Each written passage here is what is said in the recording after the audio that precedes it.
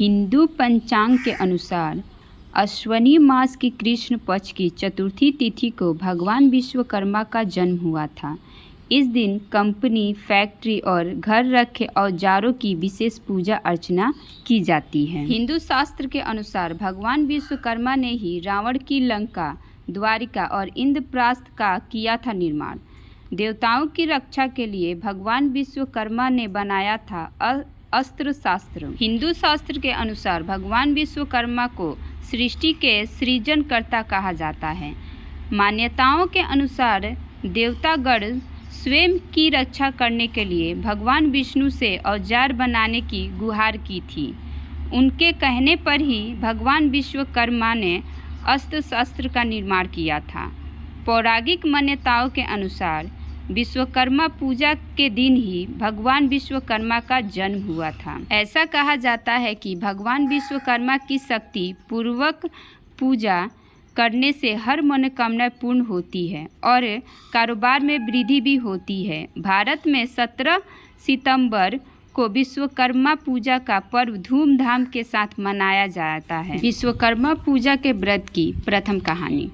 पौराणिक कथा के अनुसार जब सृष्टि का निर्माण हो रहा था तो वहाँ सर्वप्रथम भगवान नारायण यानी साक्षात भगवान विष्णु सागर में से शस्य पर प्रकट हुए। भगवान विष्णु के प्रकट होने के बाद उनकी नाभि कमल से चतुर्भुज भगवान ब्रह्मा दृष्टि गोचर हो गए थे। ब्रह्मा के पुत्र धर्म और धर्म के पुत्र वासुदेव थे। धार्मिक मान्यताओं के अनुसार वस्तु से उत्पन्न वस्तु 7वें पुत्र थे, तो शिल्प शास्त्र में बहुत ही बुद्धिमान थे। वासुदेव की पत्नी अगिरसी ने भगवान विश्वकर्मा को जन्म दिया। आगे चलकर अपने पिता की तरह ही भगवान विश्वकर्मा भी वास्तुकला के अद्वितीय आचार्य बने। विश्वकर्मा पूजा के व्रत की दूसरी कहानी। पौराणिक कथा के अनुसार प्राचीन काल में काशी नगरी में एक रथकार अपने पत्नी के साथ रहता था।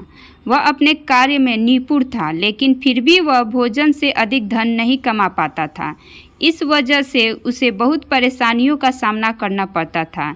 इतना ही नहीं, उसकी पत्नी पुत्र न होने की वजह से बहुत दुखी रहती थी।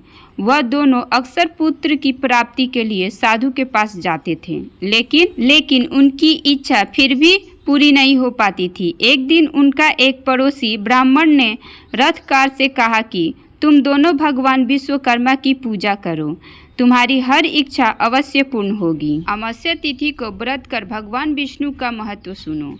अपने पड़ोसी के ऐसा कहने पर अगले अमावस्या को रथकार की पत्नी ने भगवान विश्वकर्मा की पूजा पूरी श्रद्धा से की। उसकी भक्ति को देखकर भगवान विश्वकर्मा बेहद प्रसन्न हुए और उन्होंने उसे पुत्र होने का वरदान दिया। भगवान विश्वकर्मा के आशीर्वाद से रथकार की पत्नी को एक बेहद खूबसूरत पुत्र हुआ। उसके बाद से दोनों सुखी जीवन व्यतीत करने लगे।